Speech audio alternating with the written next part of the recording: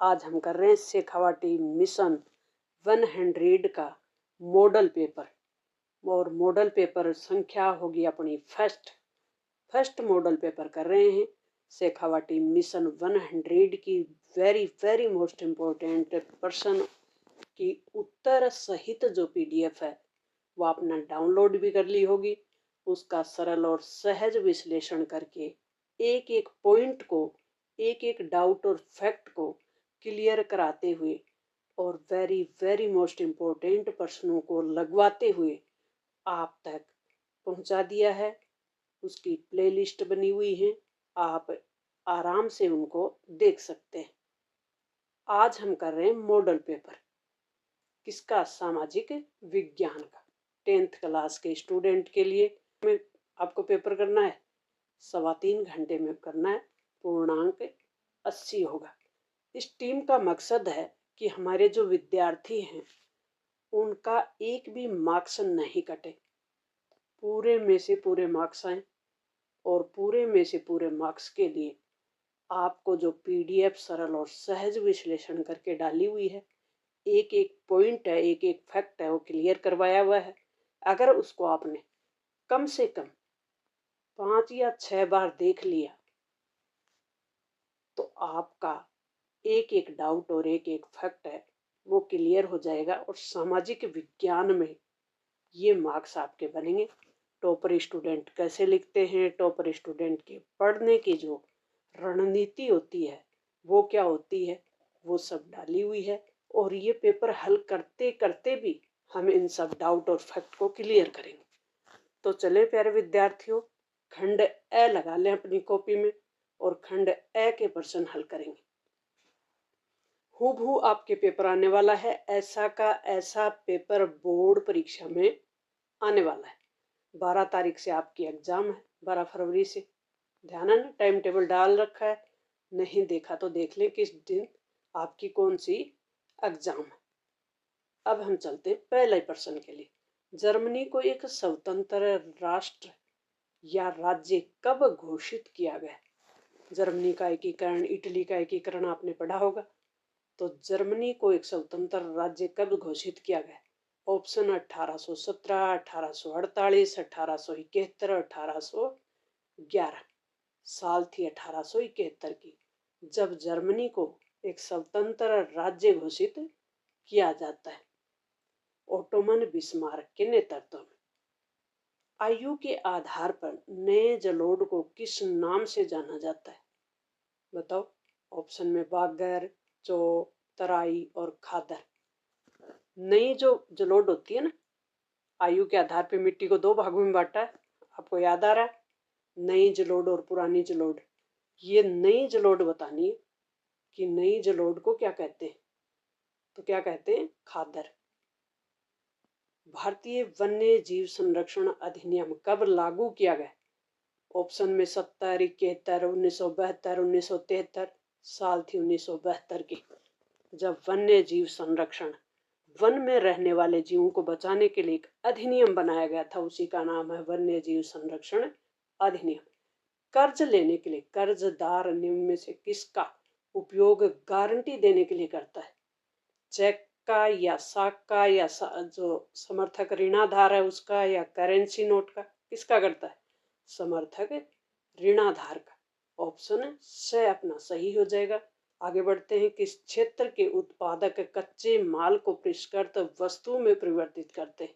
क्षेत्र को होते हैं ना अर्थव्यवस्था के 3 क्षेत्र के, प्राथमिक, द्वितीय, तृतीय। वो क्षेत्र बताना है जिसमें कच्चे माल को पक्के माल में बदला जाता है, वो होता है द्वितीय क्षेत्र। नेक्स्ट है, देश का कितना प्रतिशत विदेशी व्यापार समुद्री मार्गों से होता है? समुद्री मार्ग से कितने % होता है? 75%।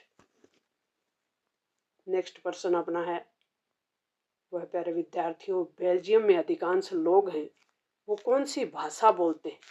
बेल्जियम पढ़ा है ना आपने, सत्ता के साझेदारी का पहला ही चैप्टर, लोकतांत्रिक राजनीति में। वो बताना कि बेल्जियम के अधिकांश लोग कौन सी भाषा बोलते हैं? तो डच भाषा बोलते हैं। निम्न में से संघ सूची का विषय नहीं है? राष्ट्रीय सुरक्षा तो है, विदेशी मामले भी हैं, बैंकिंग भी है, शिक्षा नहीं है। शिक्षा किस सूची का है बताओ, कमेंट बॉक्स में बताएं जल्दी। और आपके कितने पर्सन हैं वो सही हो रहे। जब मैंने पीडीएफ का सरल और सहज विश्लेषण कराया तब बताया था प्यारे विद्यार्थियों कि नेक्स्ट अपना जो कंटेंट होगा, जिस जिस पे क्लास आने वाली है वो मॉडल पेपर ही होगा। तो आ गई है मॉडल पेपर की क्लास। जाति पे आधारित सामाजिक विभाजन किस देश में पाया जाता है? वो देश कौन सा है? भारत। निम्न में से किस देश में एक दलीय व्यवस्था है? वो है चीन। एक दलीय, तो भारत में कौन सी दलीय व्यवस्था बताओ? चीन में एक दलीय है, भारत का पड़ोसी देश है चीन, उसमें एक दलीय है। तो भारत में कौन सी दलीय है? बहुदलीय, यानी कई दलों की सरकार है। तो फिर अमेरिका में कौन सी है? दो दलीय। ब्रिटेन में भी कौन सी है? द्विदलीय। भारत कौन सी दलीय हो गई? बहुदलीय। आ रही है ना बात समझ में? 3 प्रकार की दलीय व्यवस्था होती है, तो बहुदलीय व्यवस्था भारत में है। लोकतांत्रिक व्यवस्था आधारित होती है राजनीतिक समानता पे। विभिन्न देशों के बीच परस्पर संबंध और तीव्र एकीकरण की प्रक्रिया है वो क्या कहलाती है? विभिन्न देशों के बीच परस्पर संबंध है वो तीव्र एकीकरण की प्रक्रिया कहलाती है वैश्वीकरण। भारत में राष्ट्रीय उपभोक्ता दिवस कब मनाया जाता है? 24 दिसंबर को। नेक्स्ट प्रश्न है, भारत में किस राज्य में स्थायी वनों का जो प्रतिशत है या क्षेत्र है वो सबसे अधिक है? सबसे अधिक है वो बताना है। मध्य प्रदेश। ब्रेटन वुड्स सम्मेलन में किस संस्था की स्थापना की गई थी? अंतर्राष्ट्रीय मुद्रा कोष की। ब्रेटन वुड्स सम्मेलन कहाँ होता है? अमेरिका में होता है। ब्रेटन वुड्स नामक जगह पे होता है। साल थी 1944 की। और दो संस्थाओं का जन्म होता है, एक तो वर्ल्ड बैंक और एक होती है IMF, जिसको कहते हैं अंतर्राष्ट्रीय मुद्रा कोष। नेक्स्ट प्रश्न है, निम्न में से नए युग का पहला प्रतीक किसे कहा गया है? किसको कहा गया? कपास को।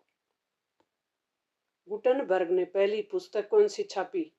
बाइबिल। कौन सी छापी थी? बाइबिल। संवाद कौमुदी का प्रकाशन किसने किया? विवेकानंद ने। स्वामी विवेकानंद जी ने किया था संवाद कौमुदी का प्रकाशन। नेक्स्ट रिक्त स्थान का प्रश्न है, और रिक्त स्थान का प्रश्न अपनी कॉपी में लिख दें और फिर आंसर देना शुरू करें। वियना सम्मेलन की मेजबानी 1815 में किसने की थी? मैटरनिख ने। ऑप्शन रिक्त स्थान में क्या भरेंगे? मैटरनिख। भारत में किस्म की कॉफी है वो पैदा होती है? कौन सी? अरेबिका। ऑप्शन में क्या भरेंगे? अरेबिका किस्म की कॉफी है वो भारत में पैदा होती है।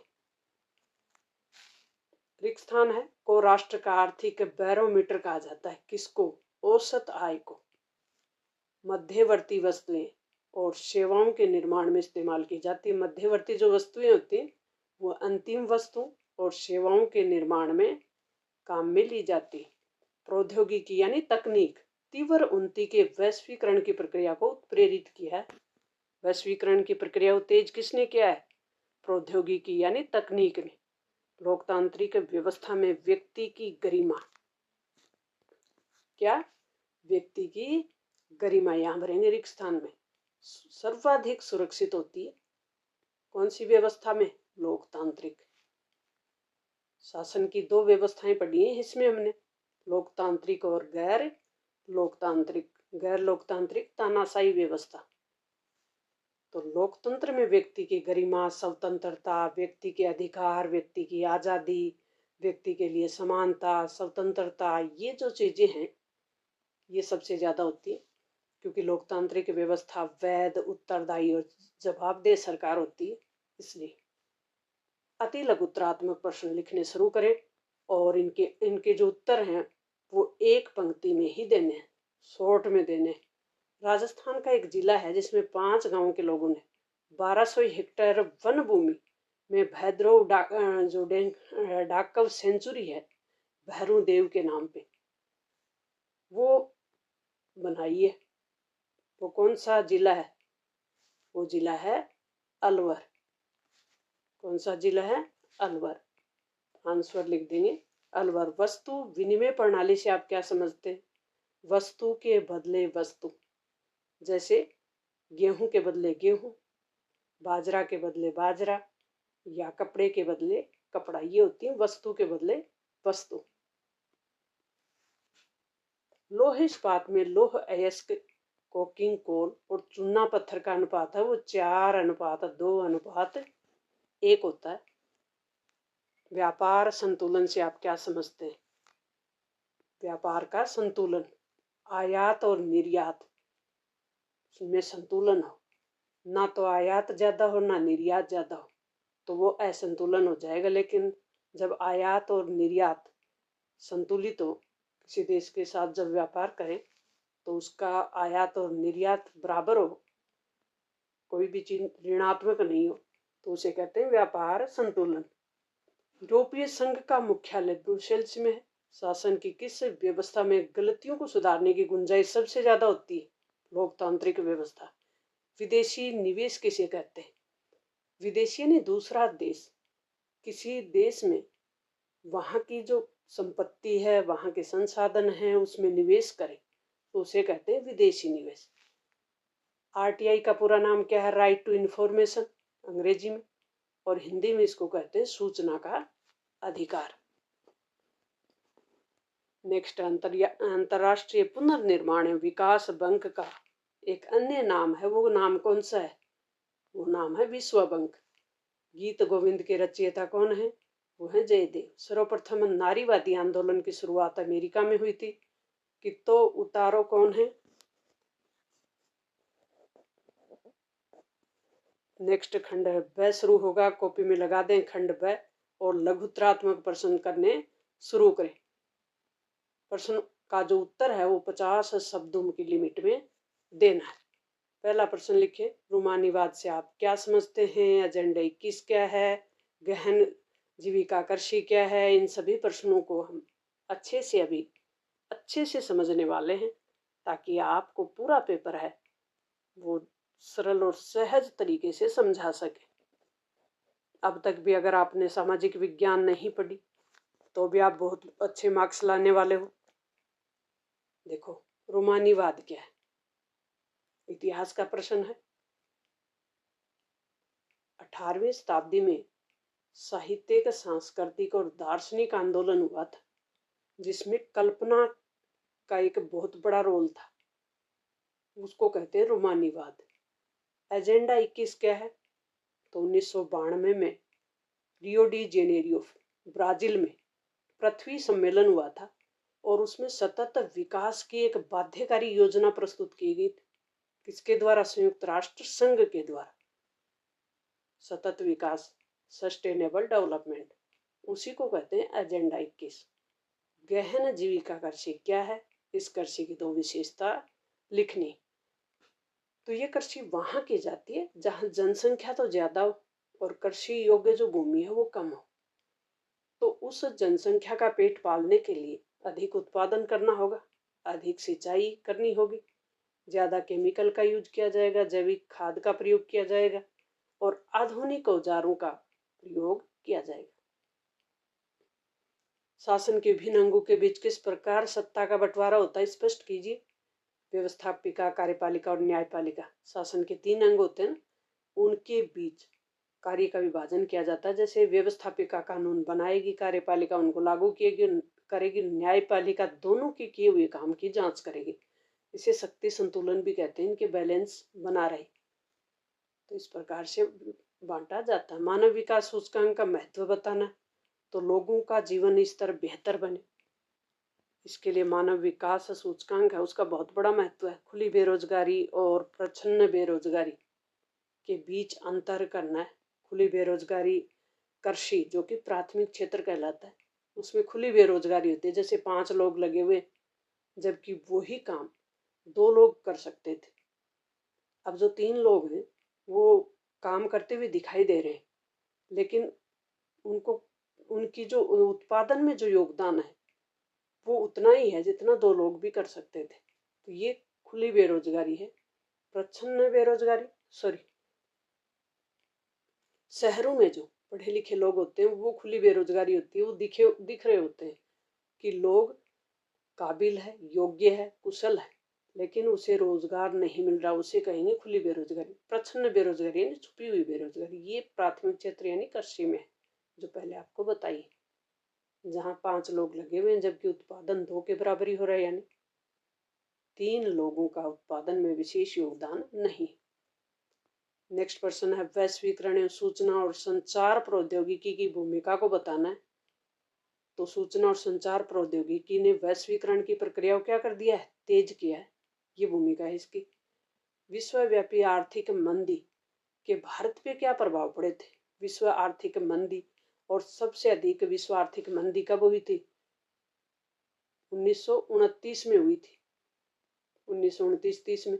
और इसका सबसे ज्यादा प्रभाव अमेरिका पे पड़ा था।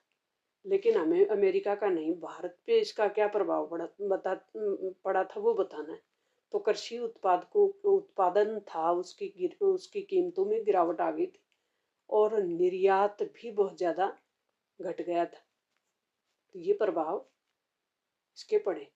धर्म और राजनीति के बीच संबंध क्या है? गांधी जी ने के क्या विचार थे? गांधी जी ने कहा कि धर्म विहीन राजनीति सही नहीं है। तो धर्म और राजनीति का संबंध, गहरा संबंध बताया था। किसने? महात्मा गांधी ने। नेक्स्ट प्रश्न है, सार्वजनिक क्षेत्र और निजी क्षेत्र में अंतर। सार्वजनिक यानी जहां सरकार का नियंत्रण हो, निजी जहां किसी व्यक्ति विशेष का नियंत्रण हो। उदाहरण देते, सार्वजनिक में जैसे सरकारी जो भी संस्थाएं हैं, निजी में जैसे रिलायंस है, टाटा है, ये निजी है। तो इनके उदाहरण दे सकते हैं, किसी व्यक्ति विशेष का नियंत्रण हो। खंड स लगा दे कॉपी में और खंड स के प्रश्न करने शुरू करें।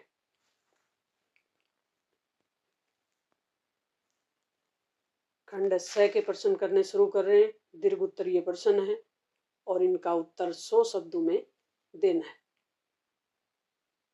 प्रत्येक प्रश्न का अंक 3 नंबर का प्रश्न है। वर्षा जल संग्रहण क्या है?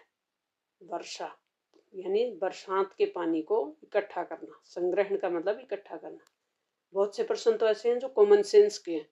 आपने सामाजिक विज्ञान नहीं भी पढ़ी तो बहुत अच्छे मार्क्स ला सकते हो आप। वर्षा जल संरक्षण के उदाहरण को स्पष्ट कीजिए, उद्देश्य को स्पष्ट कीजिए। सॉरी, वर्षा जल संग्रहण क्यों, किस उद्देश्य से किया जाता है ये बताना। तो वर्षा के पानी को इकट्ठा करना वर्षा जल संग्रह कहलाता है। किया क्यों जाता है? क्योंकि भूजल स्तर को ऊंचा उठाता है। दूसरा, जल संकट को कम करता है। बाढ़ और अफवाह, बाढ़ यानी जब बारिश होती है ना तो पानी ऐसे ही बह के निकल जाता है और कहीं दूर जाकर वो बाढ़ का रूप ले लेता है, तो वहाँ नुकसान करता है। इसलिए उसको स्टोर कर ले तो अपने बहुत सी काम आसानी से हो सकते हैं। पीने के काम आ सकता है, सिंचाई के काम आ सकता है। अफवाह को कम करना, पानी वेस्टेज बहकर चला जाए उसको रोकना। तो ये वर्षा जल संग्रहण के उद्देश्य है। तो वर्षा जल जो को रोक ले तो जल की कमी को दूर किया जा सकता है। भूजल स्तर को, भूमि के नीचे के जल का जो स्तर है उसको उठाया जा सकता है, ऊंचा किया जा सकता है। भारत में जल संरक्षण एवं प्रबंधन की आवश्यकता क्यों है, स्पष्ट कीजिए। तो भारत में जल संरक्षण की आवश्यकता क्यों है? क्योंकि भारत में जल की कमी है, विशेष करके पीने योग्य जल की। इसलिए जल संरक्षण भी जरूरी है, जल का उचित प्रबंधन भी जरूरी है। क्योंकि ऐसे ही बहकर चला जाता है पानी वेस्टेज में और कहीं ये बाढ़ का रूप ले लेता है, जो कि घातक होता है, नुकसानदायक होता है। नेक्स्ट है, भारत की अर्थव्यवस्था में बैंक किस प्रकार महत्वपूर्ण भूमिका निभाते हैं। तो बैंक क्या क्या काम करते हैं? देखो, भारतीय अर्थव्यवस्था की रीढ़ है बैंक, और रीढ़ के रूप में काम करते हैं। ये बचत और पूंजी का निर्माण करते हैं, लोगों को ऋण देते हैं, मुद्रा की आपूर्ति और साख का सृजन करते हैं। तो इस प्रकार से पॉइंट बना ले, क्योंकि यहाँ तो अपने पॉइंट की जगह की कमी है। स्वयं सहायता समूह क्या होते हैं? स्वयं सहायता समूह की कार्यविधि को विस्तार से बताएं, क्योंकि ये 3 मार्क्स के प्रश्न है। पॉइंट बनाएं, पॉइंट के नीचे अंडरलाइन करें और फिर उसका थोड़ा विस्तार कर दें। स्वयं सहायता समूह, सेल्फ हेल्प ग्रुप, इसके प्रश्न का भाव ही बता रहा है कि स्वयं की हेल्प खुद कर रहे हैं। तो गांव में, विशेष करके ग्रामीण क्षेत्रों में 10 से 15 लोग जो कि जिनकी की सामाजिक आर्थिक पृष्ठभूमि सेम होती है, समान होती है, यानी विशेष करके उन निर्धन परिवारों के लोग होते हैं, वो मिलकर एक ग्रुप बना लेते जिसका नाम होता है स्वयं सहायता समूह। और ये जो सहायता समूह होते हैं ये मिलजुल कर लोगों की सहायता करते हैं और लोगों को ऋण देते हैं आपस में। तो ये बहुत से ऐसे काम करते हैं जिससे अपनी समस्याएं खुद सोल्व कर सकते हैं। नेक्स्ट प्रश्न है, आदि औद्योगिकरण की प्रक्रिया से आप क्या समझते हैं? आदि औद्योगिकरण का मतलब है उद्योगों से पहले की जो स्थिति थी ना, जहाँ हाथ से हर चीज बनती थी, उसको कहते हैं आदि औद्योगिकरण। इसी के बारे में बताना है। ब्रिटेन में औद्योगिकरण से उद्योगों पे क्या प्रभाव पड़ा? तो ब्रिटेन में औद्योगिकरण, सबसे पहले औद्योगिकरण कहाँ हुआ था? ब्रिटेन में हुआ था। बड़े स्तर पे मशीनें लगाई गई, बड़े स्तर पे उद्योग लगाए गए। तो उसका क्या प्रभाव पड़ेगा? जल्दी सामान बनने लग गए और अन्य देशों में जो ब्रिटेन का निर्यात था वो जाने लगा और ब्रिटेन के आर्थिक विकास में महत्वपूर्ण भूमिका रही इसकी। संघीय व्यवस्था के गठन के तरीके बताने। 2 तरीके हैं संघीय व्यवस्था के बनाने के। एक तो साथ आकर संघ बनाना, जैसे अमेरिका, ऑस्ट्रेलिया, स्विट्जरलैंड में। एक साथ लेकर संघ बनाना, जिसको अंग्रेजी में कहते हैं होल्डिंग टुगेदर। और इसको साथ आकर यानी कमिंग टुगेदर अमेरिका वाला, ऑस्ट्रेलिया स्विट्जरलैंड वाला। होल्डिंग टुगेदर यानी भारत वाला, साथ लेकर संघ बनाना। Bharat, Spain, Brazil. सत्ता के विकेंद्रीकरण से आप क्या समझते हैं? विकेंद्रीकरण के पीछे बुनियादी सोच क्या होती है? सत्ता का विकेंद्रीकरण क्यों किया जाता है? विकेंद्रीकरण मतलब जो शक्तियां हैं वो एक जगह नहीं हो, उनका केंद्र एक नहीं हो, कई हो, उसे कहते हैं विकेंद्रीकरण। पावर का केंद्र है, सेंटर है, वो एक जगह नहीं हो, बिखराव हो। जैसे केंद्र, राज्य और स्थानीय सरकार 3 जगह हो गए ना, तो तीनों मिलकर काम करेंगे। इनके पास बटी हुई हैं शक्तियां, और अगर एक ही जगह शक्तियां होंगी तो वो मनमानी कर सकता है। इसलिए जो समाज के सभी वर्ग हैं, समूह हैं, उन सबको की भागीदारी सुनिश्चित हो सके, वो भी सत्ता में अपनी भागीदारी निभा सकें, उनके अधिकारों का हनन नहीं हो। इसलिए विकेंद्रीकरण जरूरी है सत्ता का।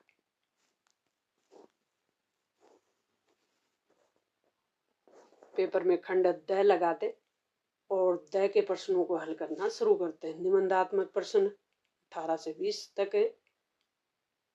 250 शब्दों की सीमा है। प्रश्न, हर प्रश्न है वो 4 नंबर का है। प्रश्न को ध्यानपूर्वक पढ़ें और फिर हल करना शुरू करें।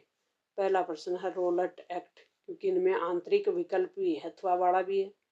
रोलट एक्ट का सविस्तार वर्णन कीजिए। रोलट एक्ट क्या था? तो रोलट एक्ट 1919 में ब्रिटिश सरकार ने कानून पारित किया था, जिसका मतलब था कि किसी को बिना सूचना दिए, किसी को भी बिना सूचना दिए गिरफ्तार किया जा सकता है, और उसके लिए ना वकील ना दलील कुछ भी नहीं होता था। तो इसको, ये ब्रिटिश सरकार द्वारा एक पारित कानून था जो कि दमनकारी और काला कानून था। भारत में राष्ट्रीय आंदोलन में महात्मा गांधी के योगदान को बताना है। तो 1915 में गांधी जी भारत आते हैं, उसके बाद 3 आंदोलन करते हैं। 1917 में क्या करते हैं? चंपारण में। 1918 में खेड़ा में। 1918 में ही अहमदाबाद के मिल मजदूरों की हड़ताल में। तो ये सत्याग्रह करते हैं। फिर असहयोग आंदोलन करते हैं, वो बताएं। सविनय अवज्ञा आंदोलन करते हैं, वो बताएं। और भारत छोड़ो आंदोलन करते हैं।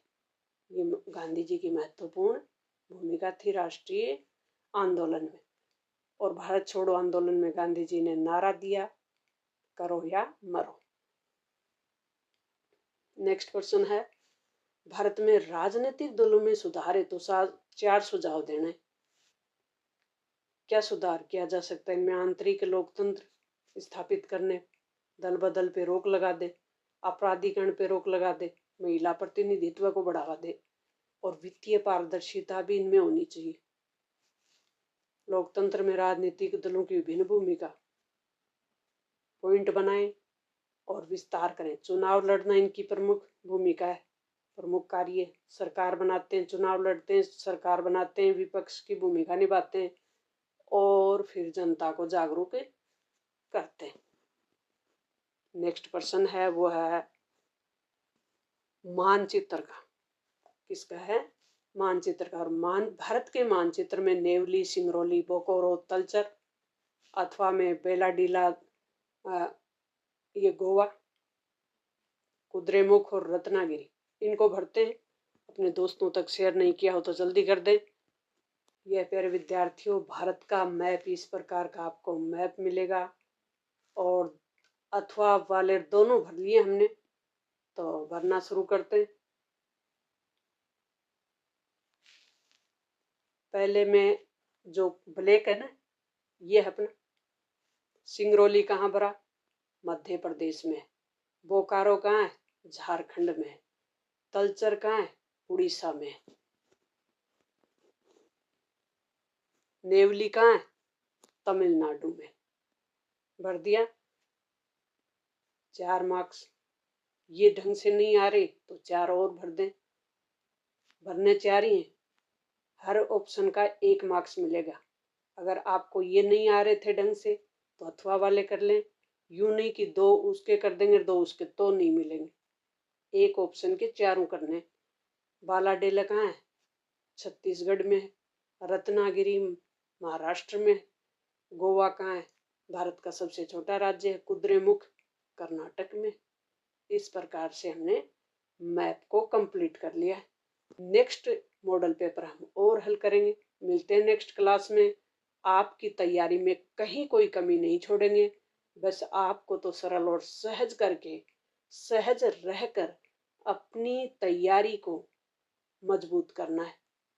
आपका एक भी मार्क्स नहीं कटे, इसी प्रयास में आपको रहना है। थैंक्स।